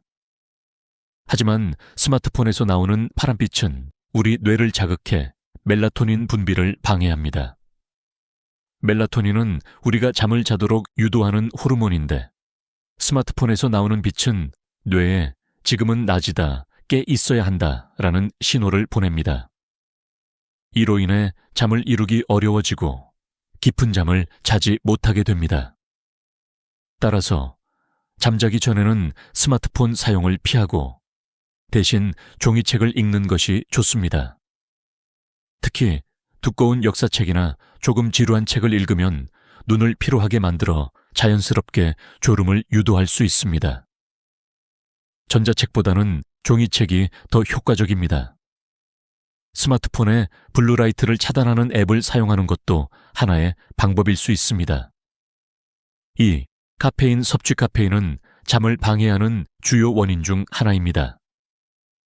커피, 차, 초콜릿 등에는 카페인이 포함되어 있어 우리 몸을 자극합니다. 카페인은 신경을 각성시키는 역할을 하여 수면을 방해할 수 있습니다. 특히 저녁 시간 이후로 카페인을 섭취하면 밤에 잠들기 훨씬 어려워지며 깊은 잠을 자는데 방해가 됩니다. 따라서 오후 2시 이후에는 카페인 음료나 초콜릿 등을 피하는 것이 좋습니다. 대신 카페인 없는 차나 허브차, 따뜻한 물을 마시는 것이 훨씬 나은 선택입니다. 밤에는 카페인 음료를 피하고 체내에서 카페인이 분해될 시간을 주는 것이 중요합니다. 3. 과식과 무거운 저녁 식사. 저녁 식사는 잠자기 전에 너무 과하거나 무겁지 않게 먹는 것이 좋습니다. 과식은 위에 부담을 주어 소화가 잘 되지 않고 그로 인해 잠이 오지 않거나 수면이 얕아질 수 있습니다. 특히 기름진 음식이나 자극적인 음식은 위장에 부담을 주고 잠들기 전에 불편함을 유발합니다. 저녁은 가볍고 소화가 잘 되는 음식을 먹는 것이 좋습니다. 상추쌈이나 바나나, 꿀물 등이 수면을 돕는 데 유익합니다. 이런 음식을 섭취하면 위장에 부담이 가지 않으며 잠을 자는 데 필요한 에너지를 적당히 제공할 수 있습니다. 4. 걱정과 스트레스 잠자리에 누워서 하루 동안의 스트레스나 걱정을 생각하는 사람들도 많습니다. 그러나 이런 걱정들은 수면을 방해하는 큰 원인입니다. 뇌는 걱정이 많은 상태에서 편안히 잠을 잘 수 없습니다. 이럴 때는 걱정 노트를 작성하는 것이 도움이 될 수 있습니다. 잠자기 전에 오늘 하루의 걱정거리나 스트레스를 종이에 적어보세요. 그리고 내일 해야 할 일도 간단히 메모해 두면 머릿속에서 그 문제들을 떠나게 해줍니다. 한 연구에 따르면 걱정을 종이에 적으면 뇌가 더 이상 그 문제에 대해 고민하지 않게 되고 그로 인해 편안한 잠을 잘 수 있다는 것이 입증되었습니다. 5. 과도한 수면제 사용, 수면제를 사용해서 잠을 자는 경우가 많습니다. 하지만 수면제는 일시적인 해결책일 뿐 장기적으로는 수면 패턴을 더 악화시킬 수 있습니다. 수면제는 우리 뇌를 일시적으로 억제시켜 잠을 자게 하지만 깊은 수면을 유도하는 데는 한계가 있습니다. 또한 수면제를 자주 사용하면 의존성이 생기고 그 효과가 점차적으로 감소하게 됩니다. 따라서 수면제 대신 자연적인 방법으로 잠을 잘 수 있는 방법을 찾아야 합니다. 운동, 햇볕 쬐기, 좋은 식습관, 그리고 마음을 편안하게 만드는 방법들이 훨씬 효과적이고 지속 가능한 방법입니다. 6. 취침 전에 운동 피하기. 취침 직전에 격렬한 운동을 하는 것은 잠을 방해할 수 있습니다. 운동은 몸에 에너지를 공급하고 뇌와 신체의 활동을 촉진하기 때문에 잠자기 전에 격렬한 운동을 하면 오히려 잠을 자는데 어려움을 겪을 수 있습니다. 운동은 잠자기 3시간 전까지 마무리하는 것이 이상적입니다. 간단한 스트레칭이나 가벼운 운동은 잠을 도울 수 있지만 격렬한 운동은 피하는 것이 좋습니다. 이처럼 잠자기 전에 나쁜 습관을 개선하는 것만으로도 훨씬 더 나은 수면을 취할 수 있습니다. 스마트폰 사용을 줄이고 카페인 섭취를 피하며 가벼운 저녁 식사를 하는 등의 작은 변화가 여러분의 수면 질을 크게 향상시킬 것입니다. 그리고 마지막으로 걱정 노트를 작성하고 마음을 편안하게 하는 방법들을 실천해 보세요. 이렇게 수면을 방해하는 나쁜 습관을 개선하면서 우리는 더 깊고 편안한 잠을 취할 수 있게 됩니다. 불면증의 또 다른 큰 원인은 바로 정신적인 스트레스와 불안입니다. 많은 사람들이 밤에 잠자리에 누운 후 하루 동안 쌓였던 걱정이나 스트레스를 생각하며 잠을 이루지 못합니다. 이런 심리적인 요인은 신체적 요인만큼이나 수면에 큰 영향을 미칩니다. 이로 인해 우리는 자주 불안한 마음을 안고 잠을 청하게 되죠. 그럼 이 불안과 스트레스를 어떻게 해결할 수 있을까요? 1. 라벤더 향기의 힘. 라벤더는 오래전부터 불안과 스트레스를 줄여주는 효과가 있다고 알려져 있습니다. 라벤더 향기는 뇌의 긴장센터를 직접 진정시키는 효과가 있어 우리가 보다 쉽게 마음을 가라앉히고 잠을 자도록 돕습니다. 라벤더 에센셜 오일을 베개 끝에 한 방울 떨어뜨린 후 깊게 3번 숨을 들이마시며 향을 맡아보세요. 이 단순한 방법이 뇌에 이제 편안히 쉴 시간이야 라고 신호를 보내며 깊은 잠에 빠져들게 만듭니다. 이 방법은 과학적으로도 입증되었습니다. 라벤더 향기가 스트레스를 완화하고 긴장을 풀어주는데 도움을 준다는 연구 결과가 많습니다.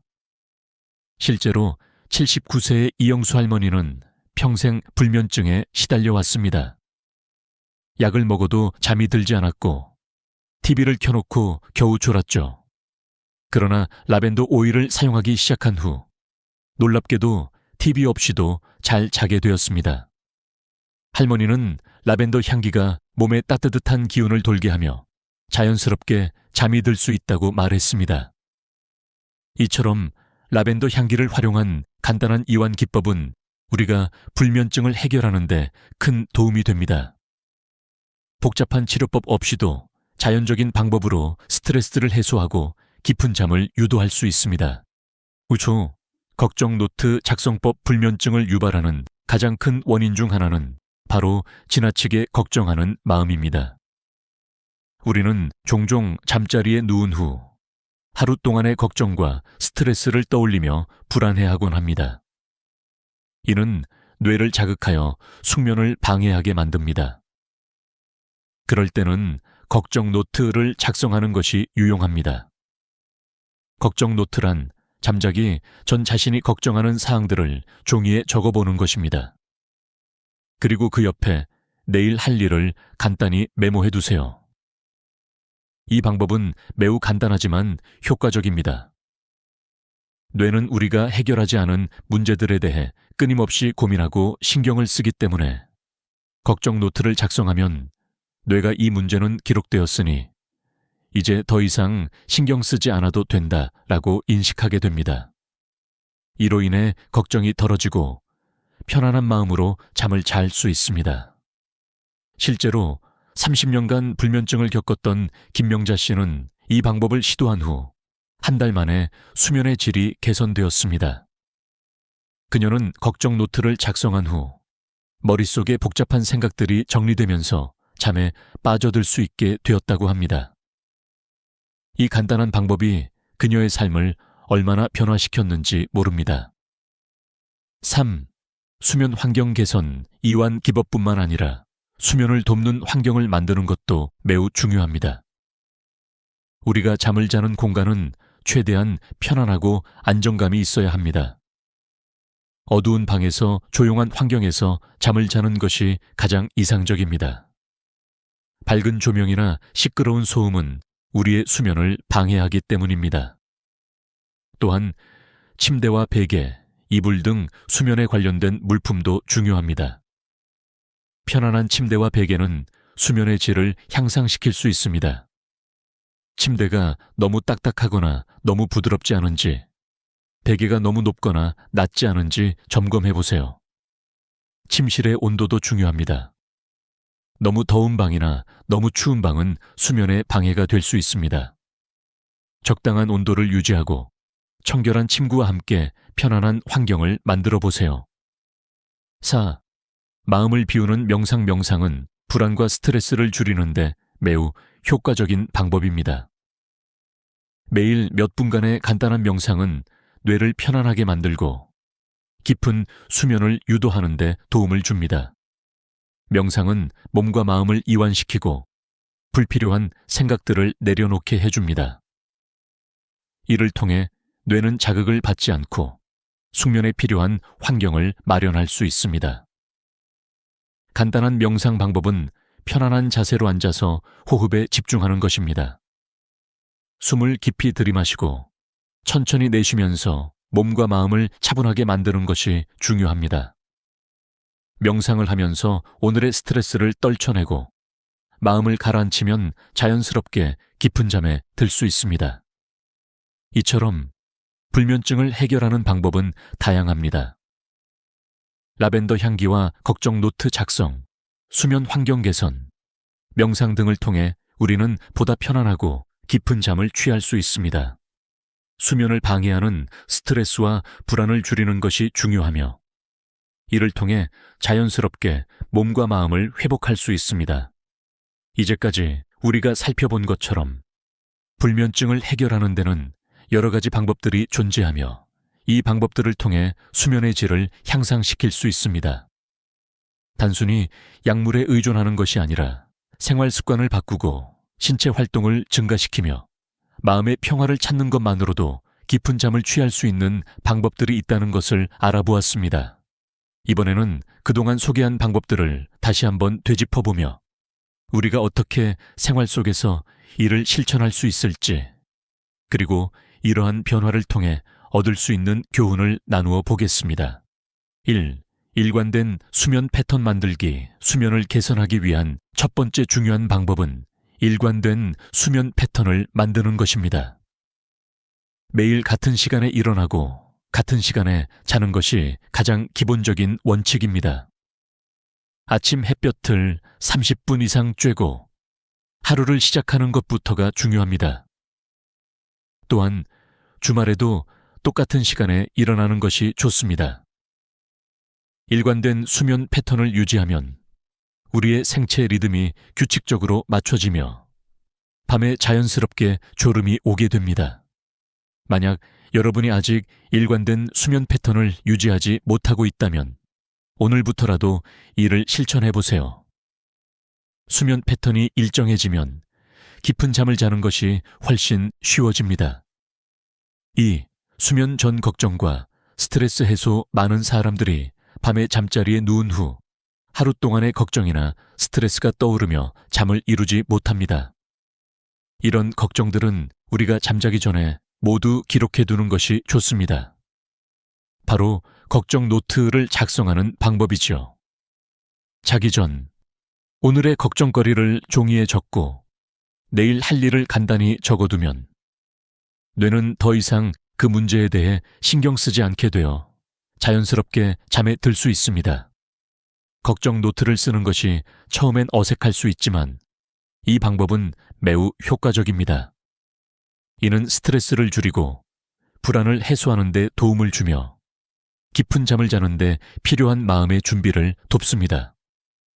3.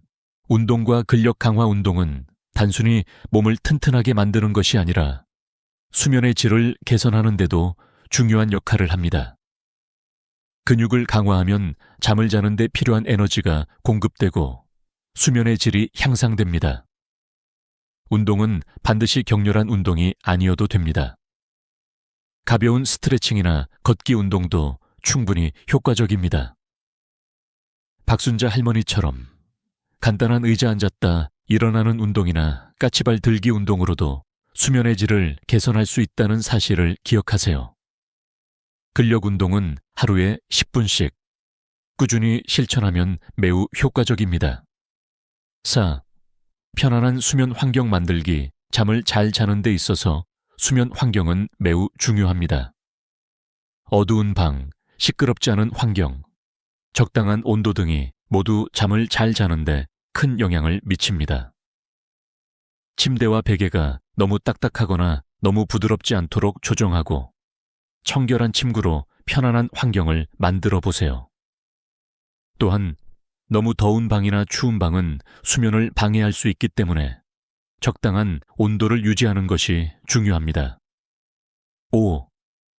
이완 기법과 라벤더 사용. 이완 기법이나 라벤더 향기의 힘을 빼놓을 수 없습니다. 라벤더는 뇌를 진정시키는데 매우 효과적이며 불면증을 해결하는데 큰 도움을 줍니다. 또한 간단한 명상이나 호흡법을 통해 뇌와 몸을 편안하게 만들 수 있습니다. 스트레스와 불안을 해소하는 방법으로는 라벤더 향기를 맡거나 깊은 호흡을 하는 것이 매우 유효합니다. 6. 잠을 위한 마음가짐. 불면증을 해결하려면 무엇보다도 잠을 중요하게 생각하는 마음가짐이 필요합니다. 나이가 들수록 잠을 충분히 자야 한다는 점을 인식하고 자신을 위한 시간을 마련하는 것이 중요합니다. 잠을 자는 것은 단순히 몸을 쉬게 하는 시간이 아니라 건강을 회복하는 시간이라는 것을 명심하세요. 7. 실천과 인내. 이 모든 방법들은 하루아침에 결과가 나타나는 것이 아닙니다. 꾸준히 실천하고 인내하며 자신에게 맞는 방법을 찾는 것이 중요합니다. 15년 동안 불면증에 시달렸던 김영수 어르신처럼 작은 변화들을 실천하면서 차근차근 건강한 수면을 회복할 수 있습니다. 첫날부터 변화가 일어나지 않더라도 꾸준히 실천하면 반드시 좋은 결과가 나타날 것입니다. 마지막 교훈. 불면증은 나이가 들면서 자연스럽게 생긴다고 생각할 수 있지만 실상은 우리가 생활 습관을 개선하고 신체와 마음을 건강하게 관리함으로써 충분히 해결할 수 있는 문제입니다. 운동, 햇볕 쬐기, 좋은 식습관, 이완 기법 등은 모두 수면의 질을 향상시키는 중요한 방법들입니다. 오늘부터 여러분도 이 방법들을 실천해 보세요.